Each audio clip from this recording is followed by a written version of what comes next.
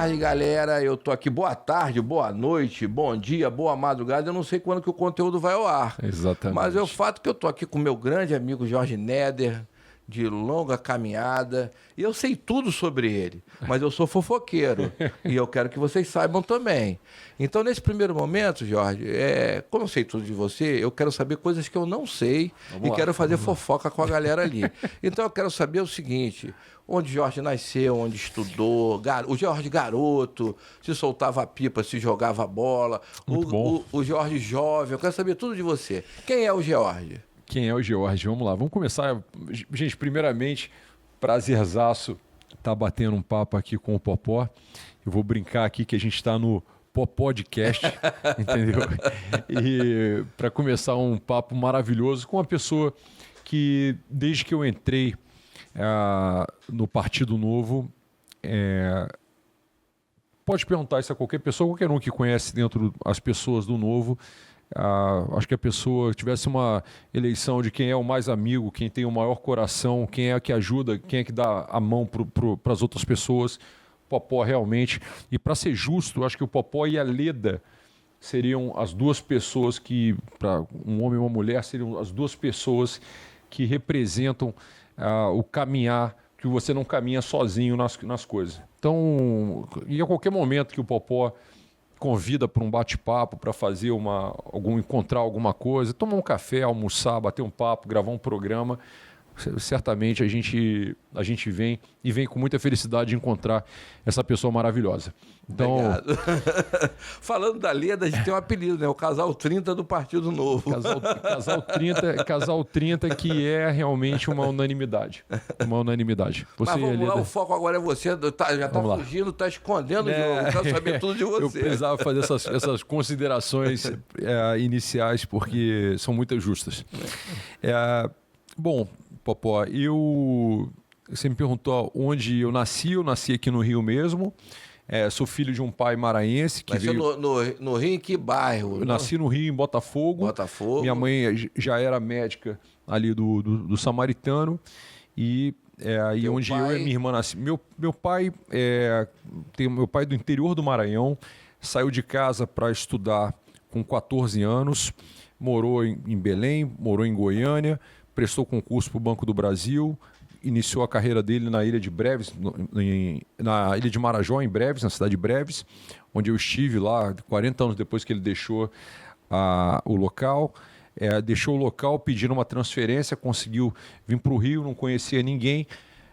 Aqui chegou e começou a carreira dele, uma carreira muito interessante no Banco do Brasil. Fui presidente do Conselho Fiscal da Previ, o maior fundo de previdência, talvez da América Latina, enfim.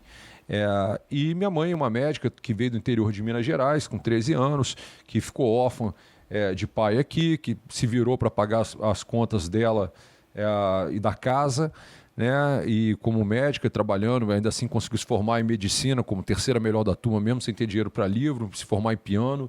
Enfim, e conheceu meu pai numa noite de Natal, em que ela e uma amiga sempre passava Natal na casa dela, e essa amiga um dia disse que no Natal que não poderia ir, porque estava com dois amigos de fora, que não queria deixá-los passarem, e minha mãe convida para passarem lá com ela, com a família, e assim ela conhece meu pai, e as coisas se continuam. Eu adoro essas histórias de amor. E essas coisas assim que do nada acontece história de amor, acontece uma família. Exato. E são 48 anos que meus pais são casados. A gente, enfim, tem um elo. Família pra gente é base, família pra gente é um valor muito forte. E portanto, enfim, se entrelaça muito. A nossa rotina, inclusive, de família, nossas atividades, tudo mais, tudo se entrelaça muito por causa desse vínculo. A gente acredita nisso e tenta colocar isso em prática da melhor maneira possível. Né? Intensamente. Intensamente. E, bom, esse aspecto, eu diria que o Jorge, Popó, pelo menos é como eu me organizo. Né? Eu me organizo em 5 campos. Né? Eu me organizo no campo da fé, né? Como católico, e aí eu tenho as minhas... Daqui a pouco a gente de repente fala sobre isso, né, da minha confirmação ter ter gerado fazer do que eu acredito. Enfim, a fé sem obras é morta, como dizia Santiago, e foi isso que norteou. Enfim, a gente pode entrar nesse campo, e esse Vamos campo entrar. é o que. Aí, o meu estudo e trabalho, no meu estudo e trabalho, aí eu tive, pela base que tive, que eu falava aqui há pouco, eu tive as condições de fazer enfim, as formações que eu quis. Então, não, vamos lá, eu quero saber quero saber tudo, as formações. Eu estudei no Colégio Santo Antônio Maria Zacaria até a 7ª série, fui para o Santo Agostinho e tornei realmente uma identificação muito grande com o colégio. Fui para a Engenharia Civil na UFRJ e para Direito na PUC-Rio, terminei as 2 graduações e fui para fora fazer o meu Master em Administração lá em Grenoble, na França. Na parte de profissional, eu abri a empresa de engenharia durante a faculdade e as coisas deram certo. Eu tinha clientes, a Supervia era minha cliente, a Holcim, multinacional, a maior multinacional do mundo de cimento e concreto, era minha cliente. Enfim, outros grandes, mas com a Holcim especificamente eu fiz uma operação imobiliária e aí eu mudei o meu ramo de atuação mais para o mercado imobiliário. E, enfim, mudou a trajetória do profissional. O engenheiro, a partir também do teu curso no exterior do MBA, começou a querer experimentar outras coisas, partir para a gestão. Eu tinha meu pai, ele ensinou, meus pais são pessoas muito, muito simples, assim, muito econômicas e tudo mais, e que ele sempre falou, olha, eu ganho dinheiro no trabalho, um arroz e feijão no banco, mas é no mercado imobiliário que a gente consegue o complemento, consegue o a mais, consegue realmente empreender e tudo mais. Então ele e minha mãe juntavam as economias deles todas. A economia do Brasil era aquela bagunça que a gente sabe. Aquelas moedas malucas e tal. Mais. Então eles compravam, se endividavam em todos os financiamentos possíveis, né? A brincadeira com ele é de que ele deixaria um genro rico, né? Porque o salário deles inteiro era consumido nisso. Minha mãe também, uma médica, se tornou uma médica bem-sucedida. E aí toda a economia que eles tinham, Popó, era destinada para apartamento, e eu cresci vendo meu pai investir, comprar e vender apartamento. Então eu entrava num financiamento, daqui a pouco ele conseguia vender e pagar o financiamento, e ter uma diferença, comprar outro. Uma coisa, e aí eu vi meu pai comprar e vender a mesma propriedade 2 vezes, comprava, vendia, recomprava do proprietário que não tinha, enfim, vi ele fazer isso num sítio. Vi meu pai fazer transação, pegar um ônibus na transação como forma de pagamento, como parte do negócio, ter landau, ter um monte de coisa. Então, assim, o pai realmente... Ele tinha um tino para essa... Tinha uma habilidade muito grande para isso. E essa habilidade foi o que ele me levou para acompanhar desde moleque. E aí eu norteei a minha formação para reunir o que eu diria assim, as competências e habilidades que eu entendo necessárias para atuar disso, tendo um embasamento técnico que ele não pôde ter, vamos dizer assim. Ele fez a carreira dele, ele estudou economia, que foi o que ele conseguiu estudar. Ele entrou para o Banco do Brasil numa prova eram não sei quantos mil candidatos, eram 7 vagas lá quando ele entrou. Então depois ele fez economia, que era o que dava para fazer com a formação dele, com o tempo que ele tinha de noite, e foi embora. Então isso explica a tua formação em engenharia? Isso explica engenharia civil e direito, e depois o Master em administração, porque ele sempre falou para mim o seguinte, olha, administração, essa parte você faz em nível de pós-graduação. Sempre foi o papo lá em casa, sempre foi esse. Minha mãe queria que eu e minha irmã fôssemos médicos. Mas com certeza, né? Mas não deu. Nunca tive a vocação para isso. Então, lá em casa, eu e minha irmã somos engenheiros civis. Eu ainda pude fazer o direito, que me ajuda demais. Né? Com certeza, eu também fiz e foi muito O direito bom. É o manual de instrução da sociedade, né? Como é que as coisas, tudo é regulado pelo direito. Então ajuda demais. A faculdade de Direito tu fez depois também, né? Não, o Direito, eu estava na Engenharia Civil e eu comecei a sentir falta do Direito já trabalhando e eu comecei no meio da faculdade a fazer Direito. Engraçado, né? E aí foi foi um período bem intenso. Eu estou falando engraçado porque é o seguinte, eu acabei começando o Direito também fazendo Engenharia e eu fazia Direito na UERJ e Engenharia no Cefet, tinha um Maracanã no meio, né? Então, e teve época que eu fiz junto, quer dizer, eu fazia de manhã cedo Engenharia e de noite eu fazia Direito, eu só tinha tarde para trabalhar, era um negócio extremamente difícil. Popó era exatamente essa a rotina de fazer a engenharia, o direito e estar com a empresa aberta, sabe? Correndo atrás de obra, correndo atrás de... Então, loucura, né? Uma loucura que... Eu também passei por isso. E eu lembro, por exemplo, de sair de casa de manhã, na época eu morava com meus pais em Copacabana, eu ia para o Fundão, pela linha vermelha, pegava a linha amarela para estagiar na Barra, pegava a Lagoa Barra para vir ter aula de Direito à noite na PUC. Depois chegava em casa. Não, e você era longe, né? Do Fundão para PUC. O meu era tranquilo, porque eu me lembro que eu morava em Jacarepaguá, pegava a Grajaú Jacarepaguá, vinha para o Cefet, almoçava, trabalhava um pouco e tal, e ia para o UERJ. Eu fui aluno do Barroso em 1989. Barroso. O que era um motivo de orgulho até bem pouco tempo, agora já não é mais. Barroso, lamentavelmente, agora é um motivo de vergonha. Infelizmente, eu não esperava isso, né? Quem estudou Direito Constitucional com ele, em 89, logo depois da Constituição, tu imagina você estudar num livro que foi, né, editado pelo Barroso e tal. Sim. E, de repente, o cara parece que esqueceu tudo que escreveu. Barroso é uma crítica, mas é uma crítica construtiva. Não é uma crítica ao STF, é uma crítica ao meu professor. Barroso. Não tem que deixar claro, né, Jorge? A gente vive um momento em que o STF está realmente muito, vamos dizer assim, não deveria estar envolvido na questão política como está. Está participando demais. Não, mas olha só, eu tenho que fazer a ressalva, Jorge. Não é o STF. A instituição... Ela é secular. Claro. Ela é fundamental para a República, mas as pessoas que estão lá, sem dúvida, eu tô dizendo, e também não são todos. Eu digo STF pelo conjunto. Pelo conjunto da obra. Pelo conjunto, e a gente sabe que tem que guardar uma distância, até pela impessoalidade, princípio da impessoalidade e tudo mais, mas tem que guardar uma distância da política. Da política. Está próximo demais da política. Eu não entendo como é que parte daquele corpo, que tem gente ali que é interessante, né? Eu posso me arriscar com o Fux, que foi juiz, desembargador, ministro do STJ, ministro Supremo, que, aliás, é o cara que eu acho que a formação necessária é 30, 40 anos de experiência, passando, né,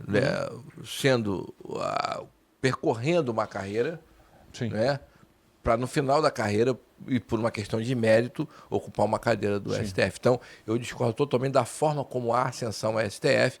Eu acho que a instituição está sendo sacrificada e que um ou outro tem que entender isso. O último voto do Fux foi exatamente esse, em que quem tem que resolver a questão do porte de droga e tal, se pode, se não pode e tal, é o Congresso. Então, adorei o voto do Fux.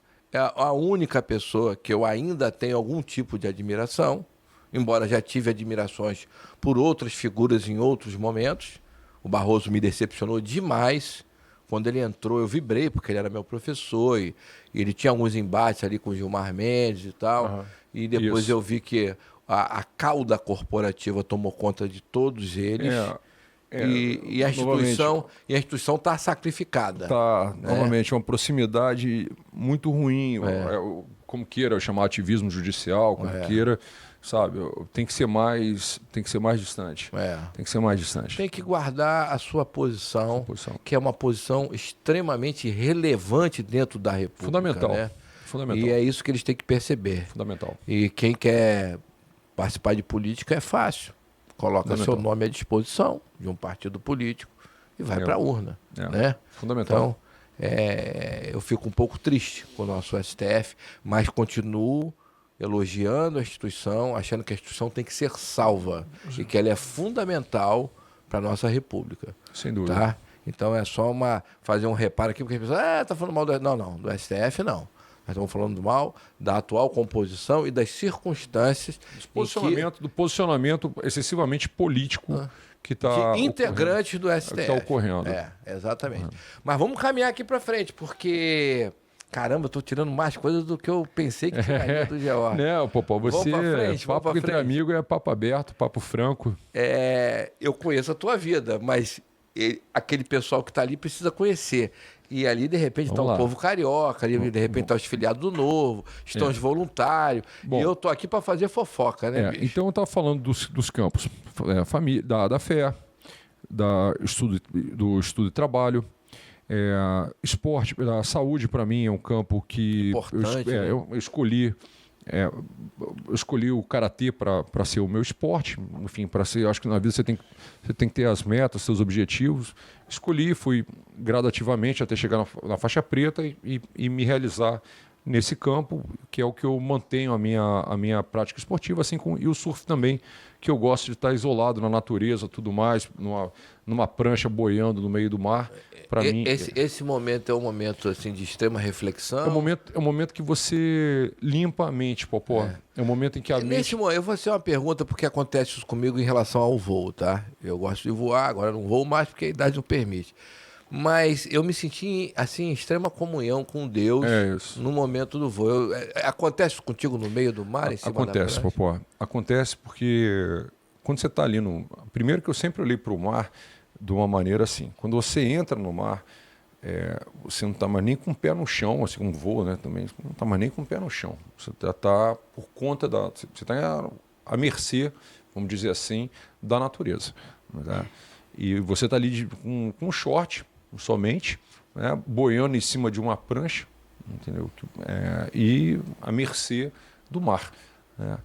E se dispondo a interagir com o mar, com essa, sabe? Essa força da natureza. Com essa força da natureza que, enfim, você está... Eu acho que é esse o momento, assim. Então, você está completamente livre, não tem um dispositivo eletrônico, você não tem nada com você.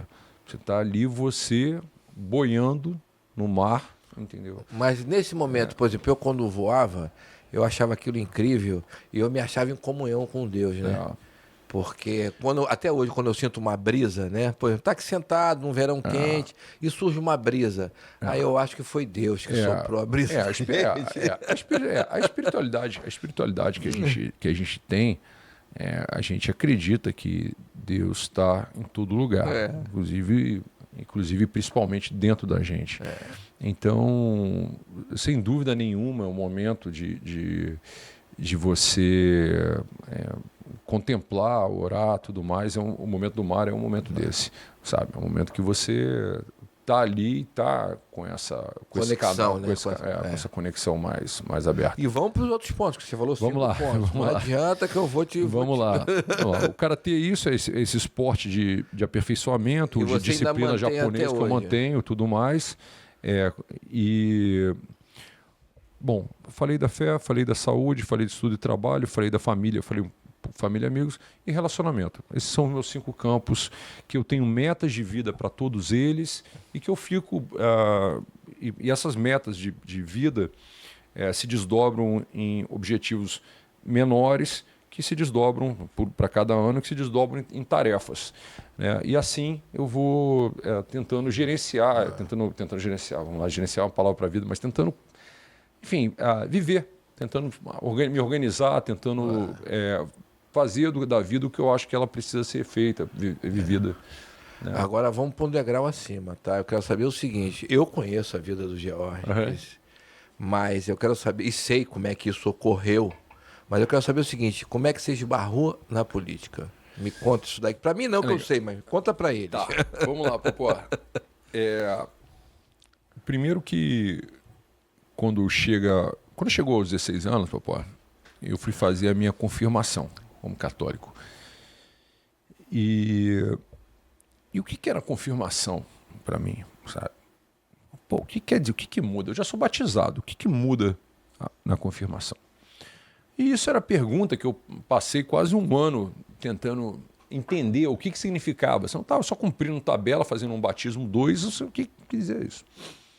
E aí eu fui entender o que São Tiago dizia, que a fé sem obras ela é morta. Entendeu? E que se dizer católico ou cristão, ou qualquer religião que você professe, eu respeito e considero todas elas, tenho curiosidade, inclusive, sobre todas elas. Eu entro numa mesquita e me sinto extremamente bem, eu entro sabe, enfim, minha família é libanesa, lá eu tenho amigos libaneses, Ilá, Elá, Relá, Alá, como eles dizem, né? Não existe Deus mais Deus. E, enfim, me sinto extremamente bem com todas elas, mas o que quer dizer como católico, na minha opinião, é você se dizer, quer dizer que você tem um compromisso de fazer as coisas.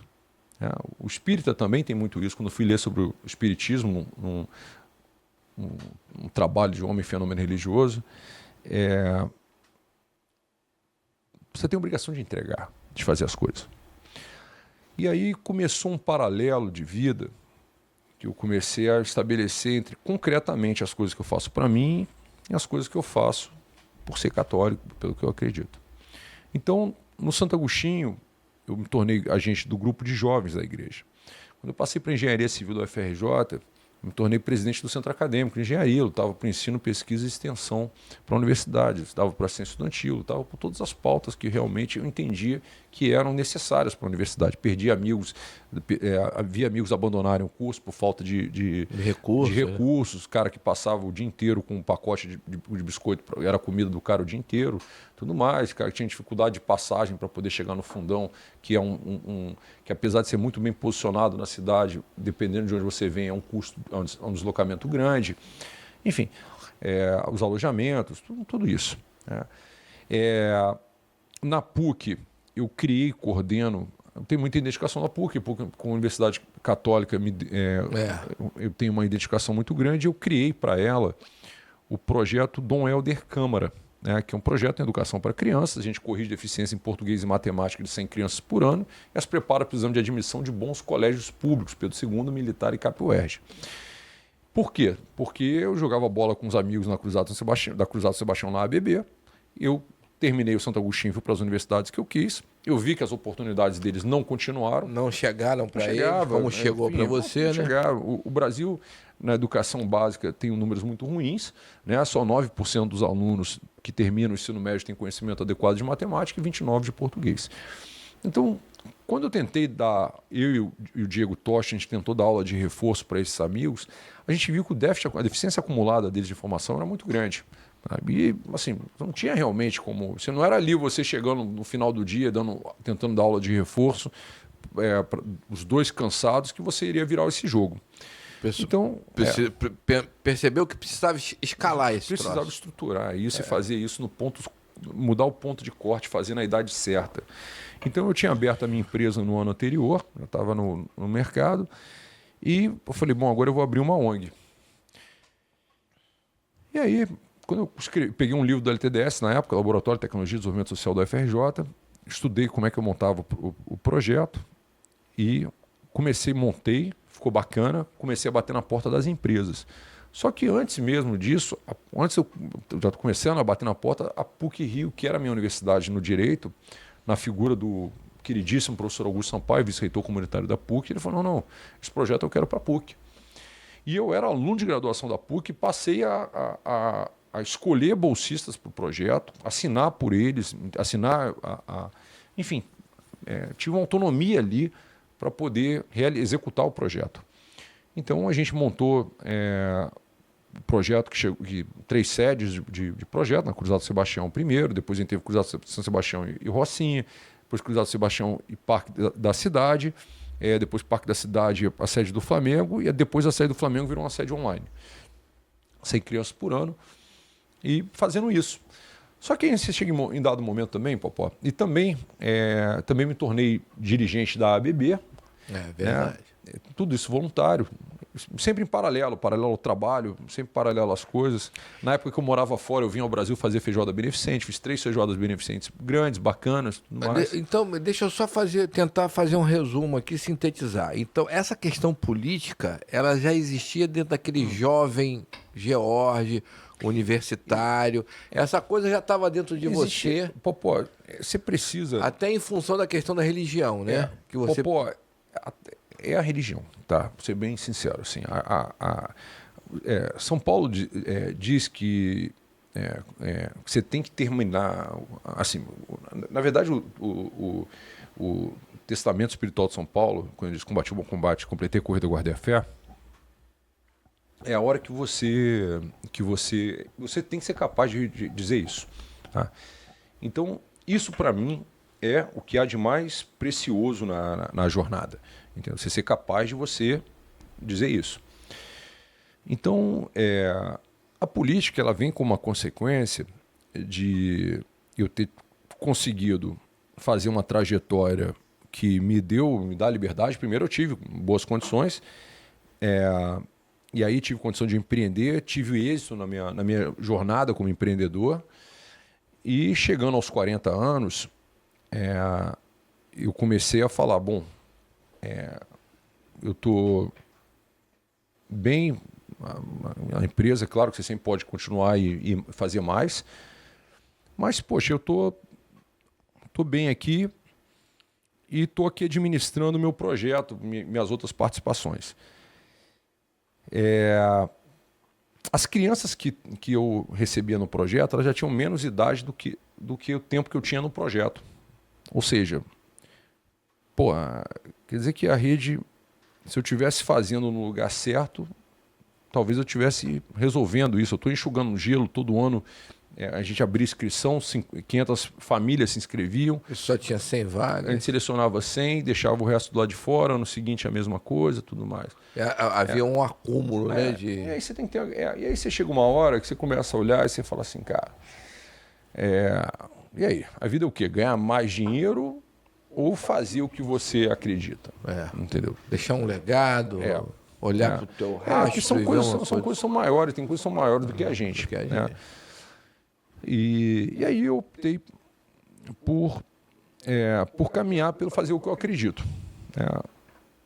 Ulisses tinha uma frase, felicidade, fazer do seu dever o seu trabalho,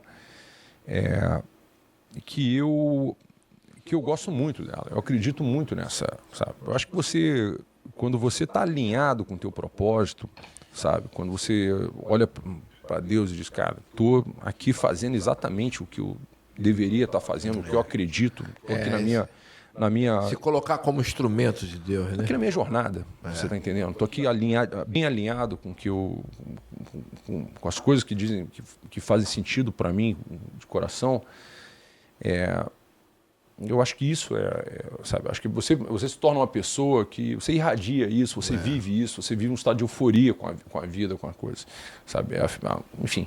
Então, isso é muito... Assim, isso te mantém cheio, sabe, por dentro, te mantém com o coração cheio.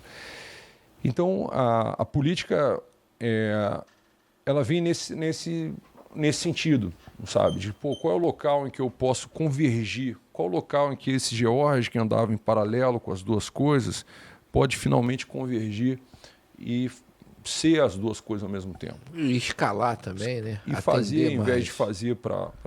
O que acontece se eu, em vez de estar num projeto social, eu crio o índice da qualidade da educação municipal, condiciono o repasse de recursos à qualidade do índice, obrigando os gestores públicos a buscar uma melhoria, a melhorar esse índice e tudo mais. Você causa um impacto sistêmico muito grande. Entendeu? E, cara, assim, nós somos porque gera um impacto desse. Então, assim, essas coisas, eu acho que essas coisas que dizem muito pra gente com as crianças que nós temos, sabe? E fazem a gente... são muito mais importantes do que ganhar mais dinheiro, do que ter mais, sabe? Do que ter os nossos prazeres, as nossas coisas. Eu acho que esse está num patamar acima das coisas. Muito legal, cara. É engraçado como é que eu tenho uma admiração enorme pelo George. A gente tem uma diferença de idade, eu sou mais velho, mas tivemos uma trajetória parecida, né? Não tenho assim o George tem uma preparação religiosa excepcional, eu realmente não tenho, mas estou sempre me sentindo como um instrumento de Deus para realizar as coisas. E eu acho que mais importante do que a questão econômico-financeira é você olhar para trás e falar assim, caramba, eu combati o bom combate, completei a corrida, guardei a fé. Você ser capaz de... Eu acho que assim, a todo momento você tem que ser capaz de olhar para trás e repetir isso. Até aqui, combati o bom combate, completei a corrida, guardei a fé. Eu acho que essa você tem que manter isso, né? Cristo falava muito do vigiar, e você não sabe a hora que o ladrão vem, né? Sabe? Você não pode estar dormindo, entendeu? Você não sabe preparado para o combate. Você não sabe em que momento as coisas terminam e você não foi aquilo que você deveria ter sido, sabe? Então seja e mantenha-se sendo as coisas. Cotidianamente, mantenha-se fazendo, não diga nunca que você, eu vou fazer isso um dia, então faça, sabe, permanentemente. E eu acho que é isso, eu acho que eu acho que é isso que a gente faz, eu acho que a política, para quem acredita, para quem a enxerga como um instrumento em que você faz, o que a gente faz na iniciativa privada tem sua limitação de escala. Né? O que você faz na política tem um impacto muito, muito grande. Muito maior. Tá vendo aí, galera? Esse é o Jorge Neder. Obrigado. Aí eu brinco assim, falo, nada como Neder, né? Quando eu vejo uma postagem dele, eu vou lá e curto, boto nada como Neder e compartilho. Gente, vamos caminhar para frente aqui. Isso é a generosidade do Popó. Tá, eu passo longe de ser, entendeu? É porque ele hoje está me dando essa janela aqui de exposição, mas poderia ser o contrário aqui, ele está contando coisas mais maravilhosas ainda. Bom, vamos lá, vamos para frente, tá? Dentro disso tudo, e eu estou já até emocionado, é complicado porque eu me emociono com muita facilidade, estou aqui me segurando. Vamos para o segundo passo, porque é o instrumento, é a arma que tu utilizou para isso. Eu quero saber o seguinte, e o Partido Novo? Como é que você tropeçou no Partido Novo? Em 2018, eu fui a uma palestra do João Amoedo, lá na Bolsa de Valores, no prédio da Bolsa do Rio. E eu vi uma pessoa muito sensata, com um projeto muito consistente, com valores que... As regras do partido, elas não davam margem a que o partido não fosse sério. Tá? As regras do partido eram realmente exemplares. Rígidas, né? Rígidas e tudo mais, e faziam. E ali eu estava vendo uma pessoa bem-sucedida, desprovida também de interesses que não... É claro que todos nós somos seres humanos, podemos ter nossas vaidades, nossos jeitos, nossas crenças, claro que temos, entendeu? Claro que temos. Mas eu vi uma pessoa propondo algo realmente diferente, enxergando, a criação de uma plataforma que já era o Novo Constituído, de impactar, através da política, o país inteiro, sabe? E realmente colocando aquilo em prática. E aquilo foi muito interessante, aquilo foi muito impactante. E isso te atraiu e a aquilo me atraiu a me filiar ao Novo. Enfim, e acreditar realmente nos ideais do partido, na qualidade das pessoas que estavam lá de maneira abnegada, trabalhando por essa transformação, sabe?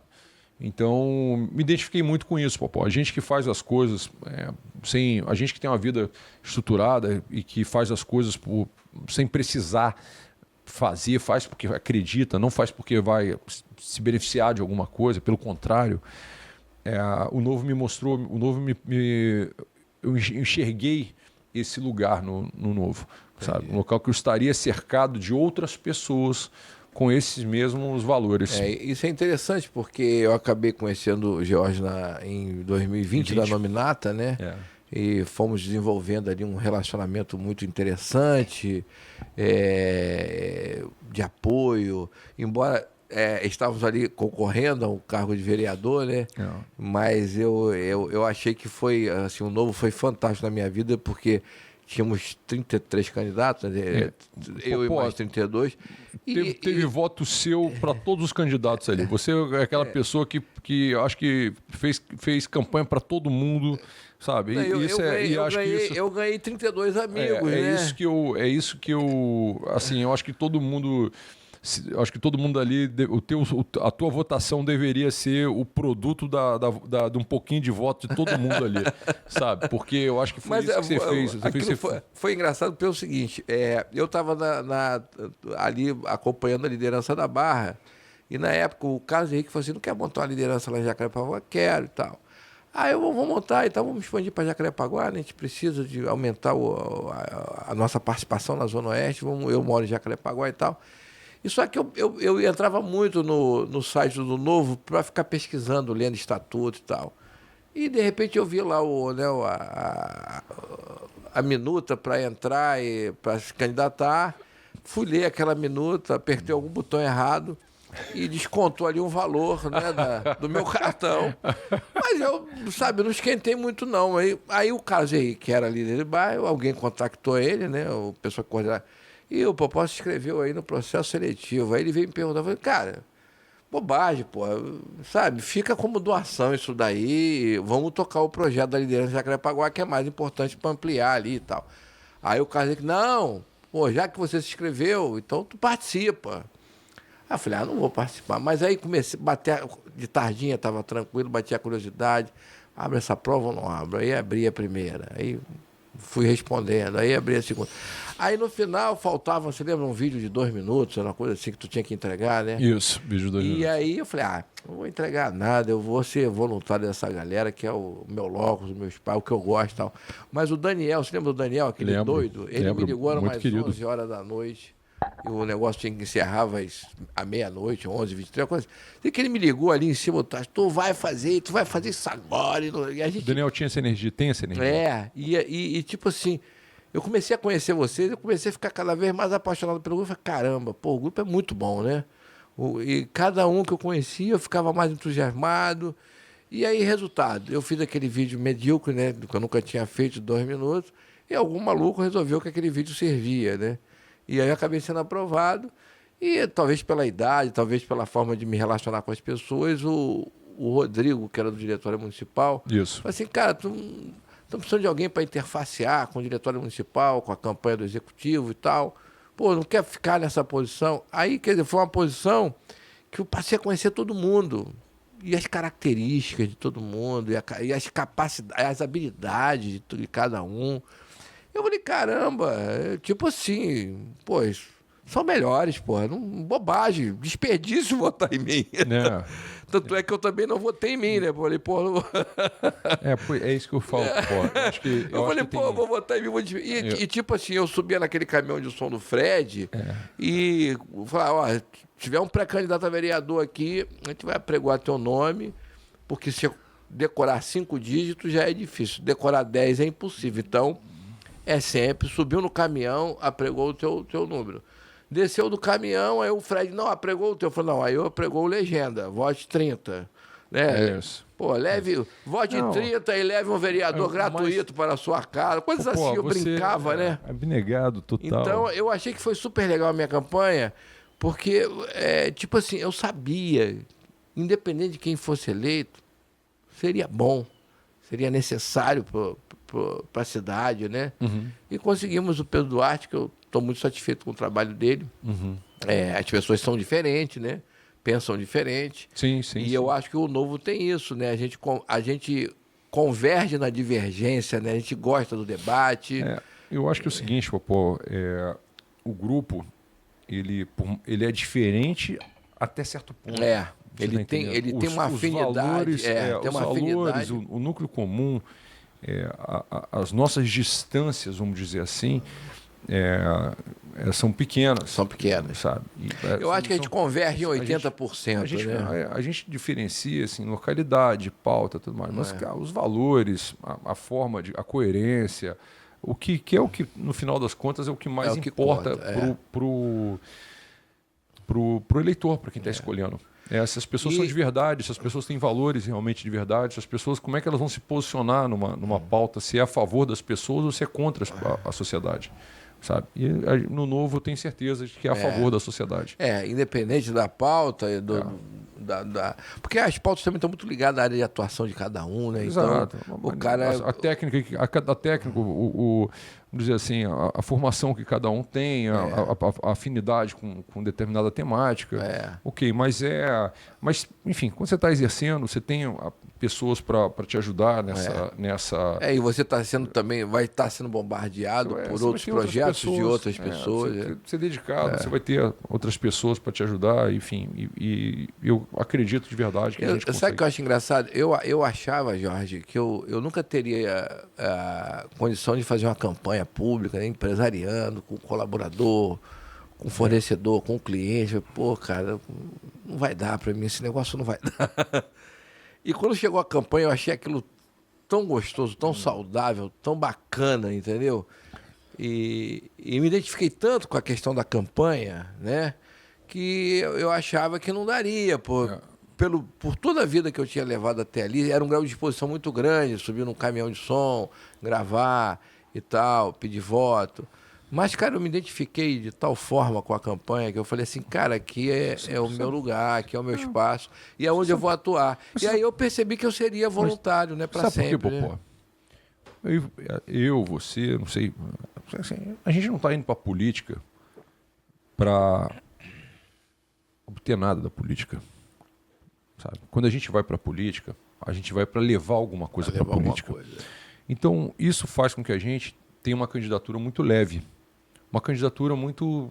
Eis-me aqui para ajudar, para servir. Entendeu? E se for para ser, trabalhando fortemente como a gente trabalha, a gente vai ajudar. Se a gente não puder... Se a gente não, enfim, eu acho que essa é a maneira como a gente faz a campanha. Uma campanha da maneira leve, positiva, propositiva, correta com as pessoas. Então, para a gente... Agora, para quem faz política como aventura, ou faz política porque não tem outra coisa da vida para fazer, ou tem uma ambição... precisa de um cargo, precisa de uma coisa, né? Cada um com a sua realidade. Aí a campanha é matar ou morrer, a campanha é fazer coisas, faz política de maneira sorrateira, tudo mais. Não é a gente. Sabe? A gente é uma campanha e isso faz com que as pessoas se identifiquem com a gente. Sabe? As pessoas votam na gente, olhando o olho no olho da gente e vendo verdade, vendo, sabe, valores, vendo coerência de história, vendo uma série de coisas que acho que fazem com que a gente, enfim, tenha a nossa candidatura é mais leve, é mais correta, é mais alinhada com as coisas. Sabe? Por isso que eu acho que são campanhas bonitas, sabe? As campanhas do Novo, quando eu vejo os candidatos que cada um faz, cada um com as suas competências e habilidades para fazer, mas você está sempre encontrando um contexto em que você olha e as coisas são... que o objetivo sempre é a promoção do bem comum, né? É sempre servir você vê pessoas realmente ali imbuídas com esse propósito, realmente. Sabe, vindo, todo o contrário, nem estariam no partido, estariam em outros partidos, onde é muito mais fácil ser eleito do que ser eleito pelo Novo. Exatamente. O Novo é pedreiro, porque tem uma dificuldade enorme. Sem padrinho, sem dinheiro, sem nada, você se lança e trabalha e acredita nos teus valores e vai em frente. Eu escutei do Deltan lá em São Paulo, no Encontro Nacional, que quem não se prepara para ganhar está preparadíssimo para perder. Então, essa frase boa. É uma frase boa. E tipo assim, a gente percebe do Novo que a gente precisa e busca o Instituto Libertas é uma ferramenta excepcional. Então o Novo está agora imbuído disso, de se preparar cada vez mais, preparar seus pré-candidatos para poder chegar e fazer a gente atingiu uma maturidade em 2022. Tá. 2022 eu diria que foi o ano da maturidade do Novo. Foi o ano da gente sofrer, né? Sofrer terrivelmente e melhorar os nossos processos. Entender que a gente precisa competir mais, ser mais competitivo ainda que os outros. enfim, as regras do jogo mudaram. Né? Quando o Novo foi fundado, eram diferentes. O Brasil, por exemplo, virou... antigamente os políticos precisavam das doações, né? Portanto, precisavam mais da sociedade, de ter credibilidade e tudo mais. Quando se cria um fundo eleitoral de 4,9 bi, como os partidos criaram... E entrega isso na mão dos medalhões. Criaram para si próprios, a regra do jogo mudou. Políticos... cada político virou um partido. Né? Você tem um partido e um político ele vira um subpartido com subcandidatos. Os cabos eleitorais muito bem pagos, tudo mais, cada um trazendo 1.000 votos, 2.000 votos, cada um do local.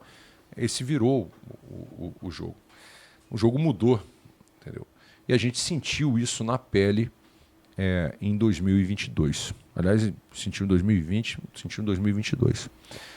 Então, e aí a vontade, a necessidade da gente mudar esse país, ela faz com que a gente precise também se esforçar mais. Se esforçar mais.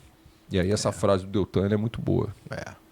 Bom, vamos caminhando, tá? Bora. Então, o próximo muito seria pautas, eu já sei já, você já comentou sobre as suas pautas, né? Então, tipo assim, eu sei o que te move, o que te comove. Quer falar mais alguma coisa a respeito das tuas pautas? Pô, educação para mim é um valor dogmático. Educação para mim é uma questão que, quando a gente fala em liberdade, por exemplo, você ter liberdade para escolher o teu caminho, para escolher qualquer coisa, demanda que você saiba o que você vai escolher. Você tem informação para você. Para ter liberdade é fundamental você ter consciência das ter coisas. Ter base, ter formação, ter informação, tudo mais. Então, por isso que educação para mim sempre vai ser um pilar central. Eu acredito que eu quero o bem comum, o bem-estar das pessoas, e isso vem através do desenvolvimento econômico também. Com certeza. Então é por isso que eu trabalho tanto pelo desenvolvimento econômico, estou lá como vice-presidente da Associação Comercial, trabalhando por isso, atuando por isso, como um dos vice-presidentes. E então isso para mim é pauta, tornar o Rio de Janeiro um local parceiro de quem produz, de quem trabalha. De quem quer produzir. Um local que você fala assim, não tem aquele sócio que é teu parceiro de quem produz, parceiro de, você... Eu quero que o município, que o Estado olhe para quem está trabalhando da mesma maneira, com o mesmo olhar, de, eu vou ajudar esse cara, não prejudicar esse cara. Claro que tem obrigações que você tem que cumprir com o teu sócio, mas eu quero que o município e o Estado olhem para a gente com esse olhar, para todo mundo que trabalha, que produz aqui dentro. E hoje eu tenho uma preocupação muito grande com a questão, na medida que a gente estava falando aqui dos nossos valores e tudo mais, eu falei do Dom Helder e tudo mais, e eu vi Dom Helder, eu conheci a Cruzada São Sebastião, e Dom Helder sempre me chamou a atenção pelo que fez na Cruzada São Sebastião e pela pretensão que tinha um visionário na década de 50, né? Cruzada São Sebastião 55 a 57, 1955 a 57, de acabar com as então 150 favelas que tinha no Rio de Janeiro. E aquilo sempre me chamou a atenção. Né? Então, todos esses anos com o projeto Dom Helder Câmara, mas isso sempre me chamou a atenção, essa pretensão dele e tudo mais. E hoje, quando a gente começa a estudar política pública e você vê que 22% dos cariocas moram nas favelas, e são justamente os 22% que têm as maiores necessidades, né? Os índices sociais de desenvolvimento humano mais precários, né? A gente entende, eu entendo que ali deve ser um foco de atenção especial. Né? E até pela multiplicação que isso causa. Você investe R$1 em saneamento básico, você gera R$4 em saúde, isso é dado à OMS, a Organização Mundial de Saúde. Para dar um exemplo, você não tem como resolver... aliás, você resolve diversas políticas, através dessa área, urbanização e habitação. Agora, eu queria abrir um parênteses aqui, porque... eu me lembro que às vezes eu converso, debato com alguns amigos e que são socialistas e que de repente eu falo de pautas assim e aí depois eu deixo claro assim na última frase, eu não sou socialista. Porque as pessoas têm que entender, Jorge, que ao resgatar um menino nessas condições precárias, nós estamos injetando ele no mercado. Nós estamos preparando esse menino para produzir riqueza, para prosperar e para ajudar a sua família a sair daí. E por acaso eu fui um desses meninos, né, que dentro de uma família com extrema dificuldade, acabei me destacando e pude ajudar mais pessoas. Então, não se trata de socialismo, se trata de liberalismo na veia com extrema responsabilidade social. Né? E as pessoas...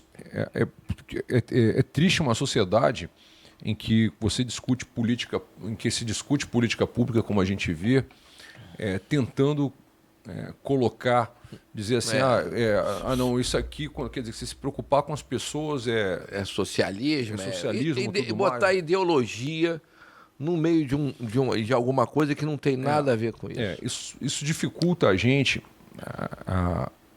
O parlamento, a política, ela é tão eficiente quanto a nossa capacidade de chegar ali e produzir consensos que gerem melhorias para a população. Então, essa discussão polarizada que o Brasil está vivendo hoje, ela é absolutamente nociva para a própria sociedade. Sabe? Quanto mais a sociedade fizer ficar olhando para essa discussão, por exemplo, a gente está vivendo uma discussão municipal e tem gente pautando a discussão nacional. Discussão nacional. Querendo fazer a polarização. Produzir a polarização, tudo mais, que interessa a quem a gente sabe que interessa aos partidos que estão envolvidos na polarização de repente, do ponto de vista estratégico eleitoral, mas do ponto de vista de discutir problemas e propostas para o Rio de Janeiro, fica completamente prejudicado. É muito mais fácil gerar a treta, sabe? É muito mais fácil do que sentar, estudar o problema, os indicadores, e ver aonde está o problema, alternativas, e tecnicamente elaborar políticas públicas e tudo mais, como a gente tenta fazer. É muito mais complicado isso. É muito menos atraente. Você tem lá a tua rede social. Tua rede social é óbvio que a pessoa... Outros temas são muito mais aprazíveis de você acompanhar do que você ver um cara sentando e explicando, naquele momento que você está distraindo a cabeça do trabalho, você entra lá e o cara está explicando como é que resolve um problema, uma política pública para resolver o problema da população.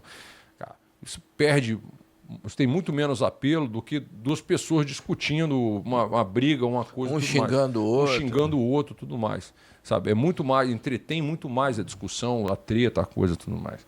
Mas no final do dia, a população só afunda, entendeu? Quem está na lama está na lama. Quem está lá precisando. Quem está com fome está com fome. Quem não tem água não tem água. Exatamente. Entendeu? Essa que é a situação, né? E aí, se for para fazer isso na política, aí a política não precisa de mim nem de você, sabe? Aí a política pode ficar com quem está lá. Com quem está tocando agora. Com quem está tocando, entendeu? Porque, enfim, sabe, a gente não está indo para lá para isso. Não estou indo para lá para cargo, não estou indo lá para salário, não estou indo para coisa nenhuma. Estou indo para lá porque acho que as pessoas de bem, as pessoas que têm o que fazer lá, o que levar para lá, devem preencher e devem, durante um período das suas vidas, se dedicarem àquilo e depois deixarem e voltarem para a iniciativa privada, para suas vidas, se aposentarem. Contribuir, né, Jorge? Contribuir.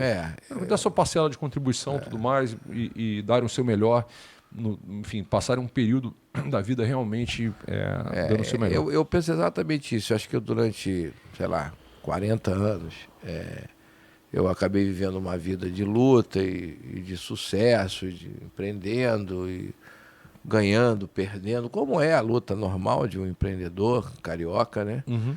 E depois de um tempo eu falei assim, bom, agora eu quero um desafio maior, né? E aí eu vi que na política, e principalmente a partir da ferramenta que o Novo nos oferece, porque não daria para ser numa outra sigla, difícil. Infelizmente. Tomara que aconteça, né? Tomara que a gente tenha futuramente partidos com condições. Você tem pessoas boas, você tem, olha, assim, eu tem pessoas boas em vários partidos. Tem pessoas muito boas em vários outros partidos e tudo mais. Agora, eu acho que assim, em termos de percentual e tudo mais, eu realmente prefiro o novo. O novo. Não, e eu tenho uma previsão, que eu não sei se você sabe, mas nas últimas duas eleições, nós elegemos 54 mandatários, entre vereadores estaduais, federais, o governador Zemo, o prefeito Adriano e tal. E que nessa última janela entrou cerca de 150 mandatários já eleitos por outros partidos.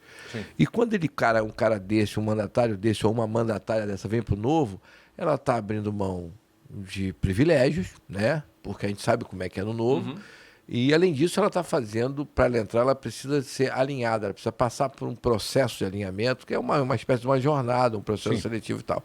Então, quer dizer, eu admiro muito mais esses 150 mandatários, sejam bem-vindos, porque eles vieram com mandato, porque eles perceberam que aonde estavam o ninho não era bom, sentiram dificuldades, provavelmente tem uma postura ética e moral que os levaram, alavancaram para fazer essa mudança com o objetivo de fazer o bem comum. Então, são muito bem-vindos, mas é interessante como o Novo cresce mais fora da eleição do que dentro da eleição. Crescemos menos na eleição porque não temos as ferramentas, a capacidade econômica que os outros têm. Mas à medida que pessoas boas acabam se elegendo por outros partidos e de alguma forma se decepcionam, ela só tem um caminho, Jorge. É o Partido Novo. Então, o que eu falei ontem com o Paulo Ganimi no encontro, que nós tivemos um encontro com o Mariano num evento público e o Paulo Ganimi está assim, preocupado. Eu falei, cara, não adianta, cara, entendeu? Não adianta. Independente de qualquer coisa, o Novo cresce e vai continuar crescendo por causa dessa condição. Se a gente conseguir se manter dentro desse conceito, né? Dentro dessa visão que o Novo estrategicamente montou para desenvolver o bem comum, não vai ter outro caminho. Aqueles políticos que são bons, que existem em outros partidos, à medida que eles vão amadurecendo, que eles vão conhecendo essas entranhas políticas, eles vão acabar pensando assim, pô, acho que é melhor ir para o Novo. Então, a gente vê vários políticos vindo para o Novo. Na janela, eu me lembro que eu encontrei com o Eduardo Ribeiro no encontro estadual aqui no Rio, e ali, antes de subir no palco, conversando com ele, ele falou, cara, sabe, a demanda está enorme e tal, a janela tem muita gente solicitando a entrada e é um processo um pouco demorado, porque o Novo verifica uma série de coisas, de certidões, e tem um processo de alinhamento. E eu fiquei impressionado de receber aquela informação ali do Eduardo Ribeiro, né? Eu falei, caramba, o Novo, nessa janela, vai crescer mais do que nas últimas duas eleições. Foi o que, de fato, aconteceu. Nós temos hoje mais de 200 mandatários disputando reeleição, né? Então, e isso vai continuar acontecendo. Vai acontecer ao longo do tempo. Em 26, não seremos 200, seremos 500, talvez 800, talvez 1.000, entre vereadores, entre prefeitos de vários municípios. Então, aos pouquinhos, o Novo está sendo descoberto. Cabe a gente conseguir pingar, né, um catalisador para poder essa reação acontecer com mais rapidez, né? E você expandir isso, mostrar isso para mais prefeitos, para mais vereadores, para mais deputados estaduais, que existe um caminho, né, de promover o bem e de usar a política de uma forma positiva. Existe uma base, existe uma plataforma, um partido em que a regra do jogo ela é favorável a quem é correto, a quem faz as coisas. Eu acredito muito em muita gente que está vindo, né? A gente está assistindo isso, muita gente querendo vir também e que tem. Eu vejo senadores querendo vir, que tem dificuldade de vir, né? Eu vejo deputados federais, estaduais, e eu fico assim impressionado. Caramba, tem gente querendo vir, que do ponto de vista político isso até seria interessante, mas não é bem assim no Novo, né? Tem alguns requisitos para poder entrar na nossa casa, né? Não é qualquer um que entra. Então, quem entrou é muito bem-vindo e você está na sua casa, está na sua nova família, né? Então, temos aí 200 mandatários disputando reeleição, e dos quais nós só elegemos 54. Olha que interessante. Isso é o Partido Novo, né? Mas vamos para frente, né? Vamos fazer agora um exercício, uma brincadeira de futurologia, né? Vamos lá. Cara, quem conhece o Jorge como eu conheço, pô, que trabalha na pré-campanha, na campanha então, cara, esse cara não dorme. Eu vi vídeos desse cara de madrugada, panfletando. Então, cara, eu me lembro de um evento que a gente teve em Copacabana. Meu carro estava em Ipanema e o evento foi em Copacabana. E a gente estava ali em Copacabana e o Jorge passou em direção ao Leme, trabalhando. A gente curtindo ele trabalhando. Quando ele voltou em direção ao Leme, como eu ia para Ipanema, isso em 2020, não sei se você se lembra disso. Como eu ia ter que pegar o carro em Ipanema, eu acho que o Caio, se eu não me engano, o Caio. Pode ter sido. A gente estava, eu ia dar carona pro Caio, que morava em Jacarepaguá também, eu ofereci. Acompanhamos o George e não resistimos. O George, panfletando, era corpo de bombeiro, era policial militar. Era pessoal, né, que trabalhava na praia. E a gente pegou também os panfletos e viemos panfletando com o George. É gostoso. E eu falei assim, caramba, cara, olha o nosso candidato, como é que trabalha. É gostoso. A campanha...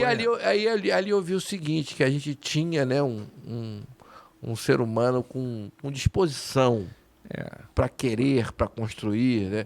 Hoje, por exemplo, tu sabe que eu não sou pré-candidato a prefeito, eu estou pré-candidato a prefeito, mas eu sou, na realidade, voluntário desse grupo, desse homem que está aqui na frente, sou voluntário dele. Se ele me chamar para panfletar às 5 horas da manhã, chovendo, eu vou. Porque é fantástico. E outra coisa, aquela vontade de realizar, né? Aquela perseverança, aquela resiliência. Tudo isso eu encontro no Jorge e encontro em vários outros. Cara, nós temos 52 pré-candidatos e eu tenho entrevistado, conversado e gravado com a maioria deles. Eu estou muito entusiasmado, eu estou muito impactado, entendeu? O grupo é muito bom. O grupo é muito bom. O grupo também é muito inexperiente, isso é uma realidade. Mas são seres humanos que estão aqui com a mesma visão de promover o bem comum. Isso é fantástico do Partido Novo. Sim. E é claro, eu costumo dizer que eu sou um acendedor de pavio, eu quero ver qual a dinamite que vai explodir a urna, né? Então estou aqui acendendo mais um pavio, só que esse aqui, pelo tamanho dele, tem muita pólvora, gente. Esse tem pólvora que não acaba mais. Então, meu sonho é isso. Meu sonho é chegar naquele dia 6 e ver alguém que explodiu a urna. E a pergunta é exatamente essa. No dia 6 tu ralou, sabe a campanha toda. Dia 6 tu tá morto, tu saiu para votar, mas dia 6 é um dia... Tu tá acabado. Aí, de repente, tu almoçou e deu aquela lombeira e tu apagou, tu dormiu. Tu tava doido para acompanhar, né, a abertura das urnas, mas tu apagou e dormiu. E alguém te acorda e fala assim, Jorge, tu tem uma cadeira na Câmara de Vereadores. Cara, tu foi eleito. Aí eu pergunto, e aí, Jorge, formação do gabinete, como é que vai ser esse gabinete? A gente tem a experiência do Pedro Duarte, que já formou um gabinete. Sim. Você vai ter pelo menos 3 dezenas, tô falando por baixo, gente, 3 dezenas de vereadores medíocres, com projetos idiotas de medalhinha, nome de rua, nome de praça, e que você vai ter que estar... né? Como é que vai ser o George, vereador da cidade do Rio de Janeiro? Eu acho que é uma pessoa que eu acho que a gente teve a oportunidade de vida, de conviver com muitas pessoas diferentes, né, de situações diferentes, de posições diferentes, e a gente aprende eu acho que a gente tem a felicidade de saber nos relacionarmos com as pessoas, e a Câmara será um espaço de pontes, né, de ter relacionamento com todas aquelas pessoas, em busca mesmo aquelas em que eu muitas vezes vou ter divergências de ideias mais profundas. Você pode ter certeza que as pessoas me verão próximas a todo mundo. Com o objetivo também de conseguir aprovar suas pautas também, né? Claro. Porque o que eu confio, e aí que nós não estamos lá por nenhum interesse pessoal. São as pessoas, enfim, cabeça, senso lógico, tudo mais, com política baseada em evidências, Então, quando você une essas duas coisas, quando o teu interesse é o bem das pessoas e quando a base do que você faz é técnica, políticas públicas baseadas em evidência, quando você junta as duas coisas, se você não vier se você não trouxer nada diferente para essa composição, não há razão para que você não seja aceito, até porque mesmo por quem pensa diferente, eventualmente diferente em determinado projeto. Evidentemente, desde que a pessoa, os interesses sejam republicanos, né? Se a pessoa não tiver interesse republicano, aí não adianta. Complica. Aí é o que são fatores que não são publicáveis, não estão na mesa, você não vai conseguir. Mas se forem, ainda que a pessoa pense diferente da gente, eu acredito no espaço da construção. Eu acredito no diálogo, no relacionamento. É claro que não vai sair do jeito que a gente quer, nem do jeito que a pessoa vai sair alguma coisa entre. Né? E afinal de contas, quem montou aquela composição foi Vossa Excelência, não, Vossa Excelência, o eleitor. O eleitor, então o povo. Então, assim, Vossa Excelência quer que você trabalhe com aquela pessoa. Então você vai trabalhar com aquela pessoa. E quando você colocar a tua ideia e ela colocar a ideia dela, vai sair alguma coisa no meio do caminho. Que é o resultado do vai sair alguma coisa no meio do caminho. Definiu, e isso é normal. Isso é normal. Né? Então, o Jorge vai ser esse cara. Vai ser esse cara que vai ter essa vai convergir, né, cara? Não sou o cara, você sabe, não sou o cara de treta, não sou o cara de discussão, não sou o cara disso. Sou o cara de construção. Sou o cara que gosta de dados, que gosta de informação de qualidade, que gosta de ideias audaciosas, grandes, sabe, de impactos que motivam a gente a estar na política. Do contrário, não faria sentido. Não vão me ver defendendo coisas que são aquela pauta ali, tudo mais, aquele canteiro, aquela coisa ali. Isso não me interessa, assim, sabe? Tipo, isso não é que não me interesse, mas assim, eu acho que o tempo da gente é um parlamento caríssimo. Entendeu? Um parlamento que ele tem que dar retorno para a população, proporcional ao que ele investe, consome, né? E proporcional ao que a população precisa. Então, eu não sou eu vou ser esse cara que vai estar apaixonado pelos grandes temas, apaixonado por ver de maneira técnica como é que se constrói, como é que a gente chega, como é que a gente entrega uma sociedade melhor, uma realidade melhor, uma cidade melhor para a população. E pronto para conversar com todo mundo, para dialogar com todo mundo e tudo mais. Você muito esse cara assim, sabe? Vão me ver muito... talvez eu vá frustrar alguns que vão preferir ver um cara que xingue mais, que defenda mais. Tem essas características. Não sou esse cara, nunca fui. Enfim, nem em período eleitoral, pré-eleitoral, negócio, eu sou esse cara. Se eu não sou esse cara antes, se é na hora de ganhar voto, eu não sou assim, muito menos quando eu estiver trabalhando. Sabe? Quando eu estiver trabalhando, eu vou trabalhar como trabalho com qualquer...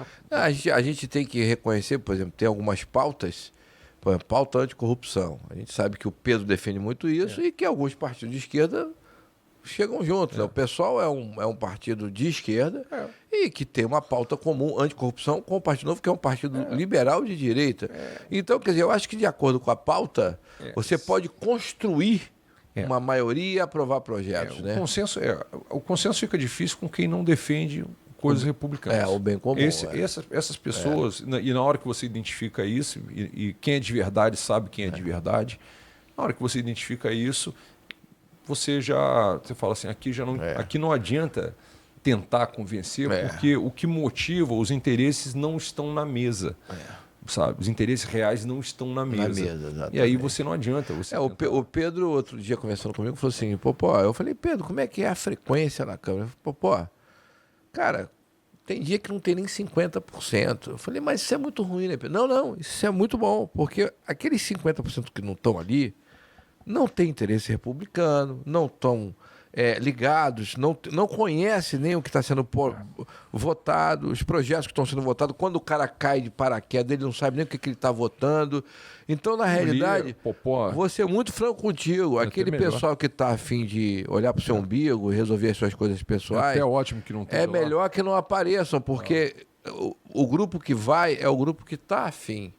E aí fica uma discussão mais técnica, e com condições de aprovar coisas mais interessantes e de barrar os absurdos mais absurdos, Porque a grande maioria, né, infelizmente, um pouco mais da metade, não está nem aí. Não está nem aí. Para a circunstância, para o mandato, não percebem que eles são mandatários, cujo mandante é o povo eleitor, entendeu? Não respeitam seus eleitores e não respeitam o seu mandato.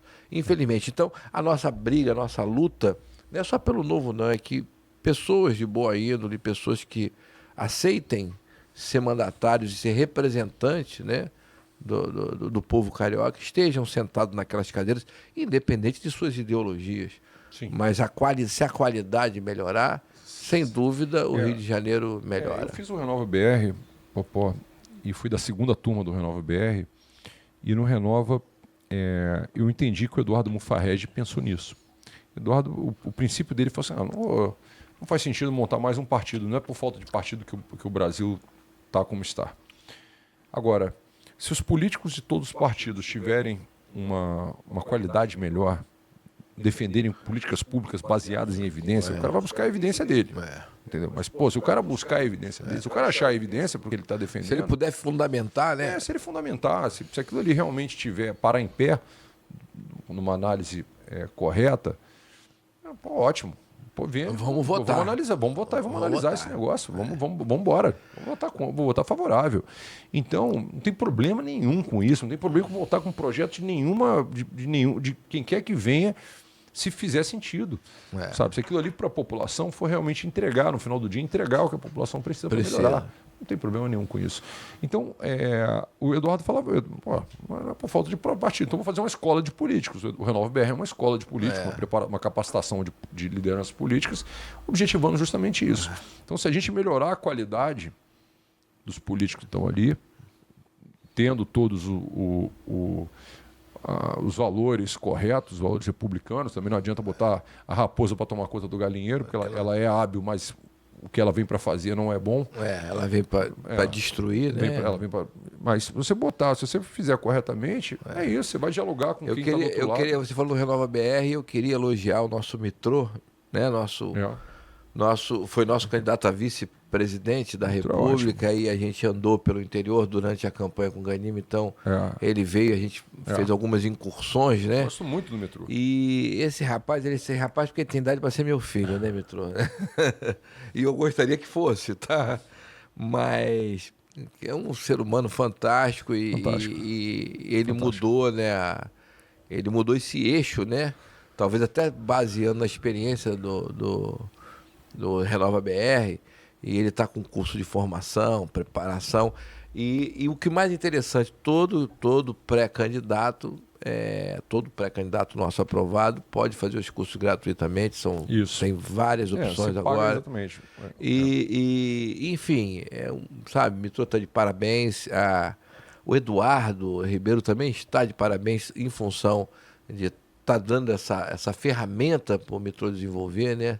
Porque era uma ferramenta que de repente iria acabar, né, com a saída do João Amoedo, e no entanto ela não só continuou, como ela aumentou, ela cresceu, ela ampliou essa ferramenta, porque eu me lembro que antes o treinamento ainda era pago, hoje em dia quem é pré-candidato faz o treinamento. Então, parabéns, Metrô. E o novo está caminhando, a gente sabe, está amadurecendo. Já não somos mais um teenager, né? Já estamos caminhando para a idade adulta. E é isso, né? Eu brinco também, né? Que como é que é? Fábrica de bolo tem que ter farinha, né? E nós somos um partido político, temos que entender que somos um partido político. Sim. Precisamos fazer política. Né? Precisamos amadurecer. Precisamos fazer política. E fazer política. A gente pode não gostar da política como ela é feita, mas a gente tem que fazer política. É engraçado o seguinte, Jorge, à medida que o novo chega no executivo, aí o joelho arranha mais, né? Tem que aprender a fazer política com mais rapidez. Então, o joelho do Zema deve estar bem arranhado, mas já criou casca, que está no segundo mandato. Adriano também enfrentou alguns arranhões lá em Joinville. E, tipo assim, eu vejo candidatos que ainda estão naquela pureza, né, como a do legislativo, de aquela pureza de alma. Mas, cara, para atingir o objetivo é o que o Jorge falou. Tem que fazer política. Tem que sentar, tem que negociar. Tem que estar. A principal arma é a palavra. A política. A palavra em tudo, né? A palavra é instrumento de trabalho. Você tem que ser uma pessoa de compromisso com as pessoas, uma pessoa correta com as coisas que você entregar. É a principal ferramenta. Agora, vamos fazer um exercício que não é muito bom, não, Jorge. Agora eu faço um exercício de futurologia, mas esse não é bom. Vamos lá. Esse é o seguinte: aconteceu tudo isso, está aqui gravando, vai tirar cortes maravilhosos, vai ser muito legal, você continua gravando na rua, estou admirando, estou achando tua campanha fantástica, eu fico o tempo todo... Obrigado, você sempre. Eu focalizo os outros, mas focalizo você. Você sempre ajuda. E tipo assim, eu sou aquele pai chato que, podia fazer assim, podia fazer assado, poderia melhorar aqui, né? Enfim, eu cuido da nominata como se vocês todos fossem meus filhos, meus irmãos.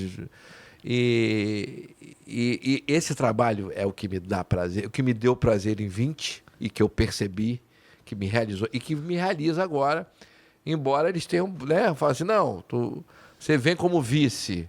Eu falei, poxa, eu tinha 10 pessoas que eu fazia mentoria, né?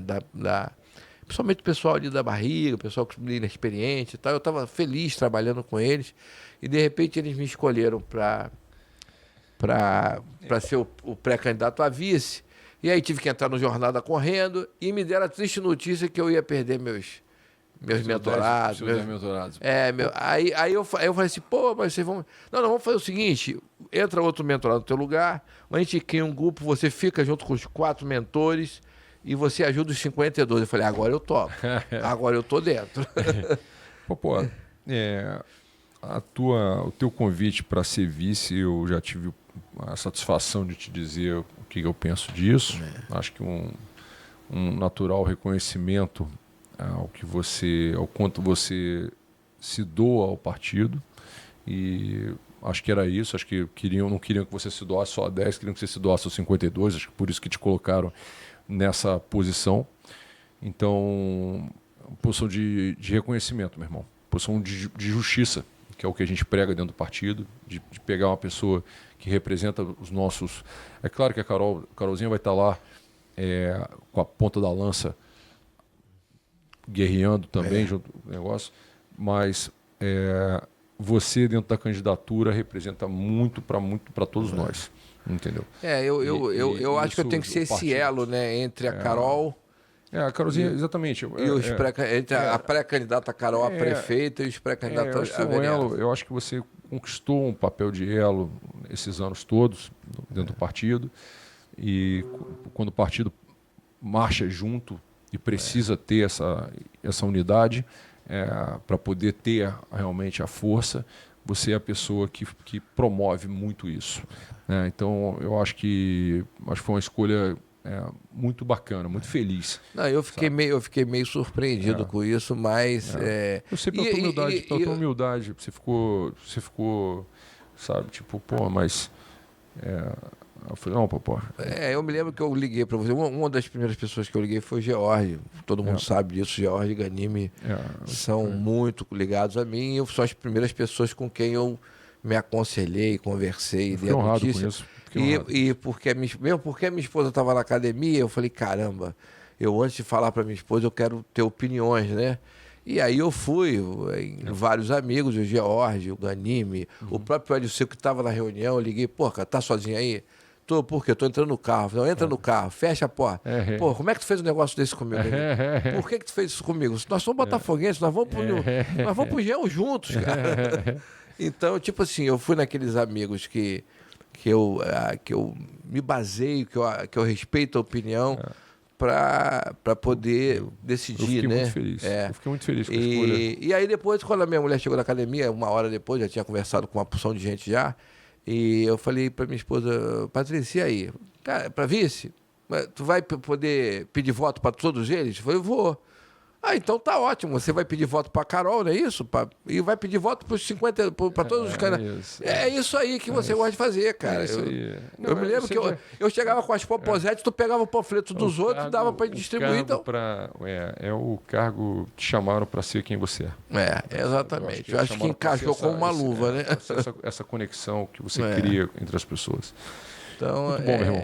Agora vamos para o exercício difícil? Bora. Vamos lá. Chegou, a mesma coisa, tu ralou que nem um troço, eu sei como é que tu faz campanha, tá? Se tiver 3 horas da manhã chovendo no Leblon, tu vai encontrar o Jorge panfletando na época da campanha, tá? Isso aí é normal, né? Pois é, e não, agora ele estourou a bolha, ele tá no Rio de Janeiro todo, o resultado da última eleição mostra isso, que o Jorge definitivamente estourou a bolha e nós estamos aqui para expandir essa bolha, não só do Jorge, mas de todos o partido. E agora o exercício é o seguinte, apesar de todo esse esforço, né, quando abriu a urna, a ABC entrou e você ficou ali como primeiro suplente com 18... Vou te sacanear um pouquinho, mas com 18 votos. 18 votos te tiraram da cadeira, te deixaram como primeiro suplente. Qual é a resiliência do George? Como é que vai ser a cabeça dele? Você já disputou 2 vezes. Assim... Deixa eu só dar mais alguns dados, né? Porque eu já estou aqui pensando... Claro. Eu estou sempre pensando no futuro, né? Claro. Em 26 teremos 70 cadeiras para estadual, 46 para federal, 2... Você já tem idade para isso? 2 vagas no Senado, vaga para governador e para vice-governador, e também tem perfil para isso, deixa eu deixar claro isso aqui, esse homem tem perfil para qualquer vaga que apareça em 26, então são 120 vagas, mais ou menos à sua disposição. E aí? Não, Popó. Que sinuca de bico que eu botei ele aí. Botou. Mas, Popó, assim, a gente nunca... Eu não gosto muito de trabalhar pensando em hipóteses de não dar certo. Eu gosto da tua resposta, hein? Eu não... Porque isso cria no cérebro da gente uma fuga. Entendeu? Eu acredito que isso, inclusive, boicota o plano A. Boicota, né? Isso te sabota. Se você pensa no plano B, você está te sabotando o plano A. O plano A. Isso numa negociação, isso é necessário. Chama-se BATNA, Best Alternative to a Non-Agreement. Você tem que ir para uma negociação com o plano B, para você não ficar na mão do cara. Mas isso na vida, de certa maneira, eu não gosto tanto num projeto desse, porque isso me enfraquece. Então, e quando você só tem uma ponte, né? Porra, vou ter que atravessar, bicho. Só tem aquela ponte, não tem outro caminho, né? Então, assim, vai com tudo, vai com fé, entendeu? Acredita que dá certo. E o depois, ele vem depois da vitória. Aí que eu vou pensar no que vai vir depois. De qualquer maneira, sabe que eu tô te paquerando o tempo todo, eu tô com foco em você, onde tu vai, eu tô com a luz, com a lanterna em cima, né? Eu sei que os amigos... Eu sei quem são os amigos. Eu sei quem são as pessoas que são amigas, que torcem pela gente, que colocam a gente para cima, que fazem. Então, assim, e você faz isso, e não faz isso só por mim, você faz isso por muita gente mesmo, sabe? Eu acho que você faz isso por todas as pessoas que os braços conseguem abraçar. Entendeu? Então, meu irmão... Não, a minha condição sine qua non, Jorge, é o seguinte, o cara tem que querer. Eu falo isso para todos eles. Você quer, cara? Se você quer, eu tô contigo. Se você quer mais ou menos... eu vou gastar, exatamente. Não vai dar. Eu vou me dedicar a quem quer mais. A quem quer, exatamente. Eu concordo contigo. Então, uma das primeiras coisas que eu falo assim, cara, tu quer? Se tu quer, eu tô aqui. Mas se você tá pensando ainda, você tá indeciso, então... Falar indeciso, aí eu vou falar da palavra decisão, né? Que ela tem uma origem de Caedere e que significa explodir ponte. Olha que legal. Então, quer dizer, quando você faz uma Dea Caedere, acabou. Entendeu? A ponte vai explodir. Você vai passar e vai explodir a ponte atrás de você. Então, eu acho que é por aí. Eu acho que o cara tem que ter esse sentido da decisão, do sentido da palavra, do Dea Caedere, né? De você atravessar aquela ponte, vou explodir para não voltar. Eu vou continuar meu caminho. Você tem que ter, na vida, você tem que ser uma pessoa... que, claro, se você analisa as coisas devidamente, você não é simplesmente impulsivo. Você faz as coisas de maneira planejada, organizada, mas você executa. Entendeu? Você realmente vai ao que você se propõe. sabe? Você cumpre aquilo, você tem commitment com as coisas, você tem realmente uma... Então, eu acredito que é isso. Você tem que ter um compromisso com o êxito dos seus projetos. Sabe? Você tem que ter um compromisso com você depois da eleição, com você que vai vencer a eleição. Aquele George que você projetou, que você olhou ali, você tem que ter um compromisso com ele. Sabe? Você tem que olhar para frente assim, pô, eu tenho um compromisso de chegar naquele George que vai estar lá trabalhando pelo Rio. Então, eu acho que é assim que a cabeça da gente deve se colocar. Com humildade, mas com compromisso com as coisas. Cara, eu estava sonhando de bater esse papo com o George. É claro que a gente vai bater um papo também sobre outras coisas agora, mas o fato é o seguinte, eu sabia que ia ser assim, excepcional, já conheço o teu conteúdo. E agora é o seguinte, agora nessa câmera aqui, ó, você tá com a galera toda, teus amigos, aquela galera que tu estudou, a galera que você trabalhou, vamos lá. Todo mundo do projeto, né, que de certa forma você alavancou, você está aqui com os voluntários do Novo, eu estou ali como voluntário teu também, você está ali com os filiados e você está com o povo carioca. Lembrando que nesse momento não pode nem pedir voto, estamos em pré-campanha, não pode nem pedir voto, nem pedir apoio. Logo, logo vocês encontrarão ele pela rua, tá? Mas nesse momento eu queria que tu te dirigisse a essa galera com as suas considerações finais. Bom, a gente está, depois de uma longa jornada que começou lá, nem em 2020, 2019 começa, e isso é jornada para a política, né? Porque a jornada de fazer as coisas que a gente acredita começou muito antes e a gente já vem atuando paralelamente por ela. Mas essa jornada que começou em 2019, se alguém acho que me perguntasse assim, Jorge, ela começa agora, mas ela vai até 2024 nessa jornada, seria enfim, seria uma coisa de se pensar até, né? Falar assim, poxa, que jornada forte pela frente, né? Mas a gente vem ganhando força, ganhando musculatura, aprendendo cada dia mais, estudando, nos preparando, nos colocando cada vez melhor. Eu acho que quem conheceu a gente em 2020, na campanha de 2020, viu um George que tinha muito mais dificuldade com essa questão da política, da comunicação, né? Porque uma coisa é você ser ou se considerar um bom gestor, um bom executor, tudo mais. Outra coisa é você ser um comunicador dessa gestão, dessa execução. E aí a gente vem nessa jornada para agora chegar nesse momento em que a gente se sente pronto, se sente preparado, se sente que a gente percorreu caminhos que foram muito importantes para a gente chegar agora numa condição muito digna, considero muito digna, de dizer, olha, eu acho que está chegando a hora, acho que a gente está pronto para fazer a diferença, né? Então, é isso, eu acho que é um momento final aí, 3 meses, né, de toda essa jornada para trás. E é muito bom quando chega a hora e você fez o que tinha que fazer, você está com as suas obrigações em dia, com as suas coisas corretas, e você parte então de peito aberto, olhando no olho das pessoas e dizendo que vai ser muita coisa bacana, vai poder vir daí. Então, esse momento é um momento de alegria, é um momento que a gente enfim, tem que trabalhar bastante, mas é um momento que a gente vai de coração cheio, com expectativa alta, com muita alegria e com esperança.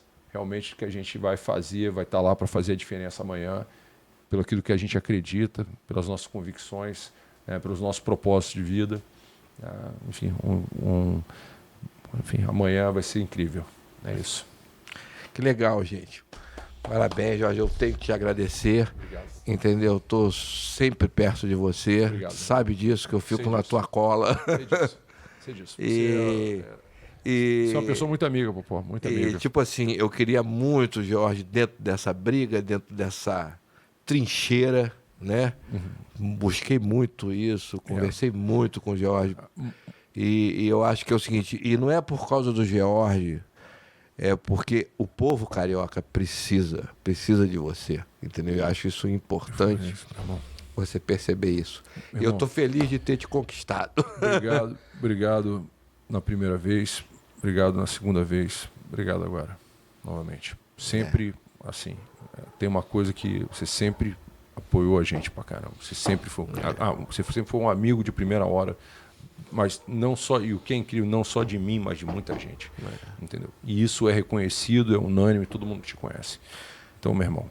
É isso aí, galera. Eu tô um pouquinho emocionado porque esse cara é incrível mesmo. Eu gostaria muito de vê-lo lá. Vamos chegar lá. Cuidando, né, do nosso povo carioca. O George é o resumo do que eu penso, né?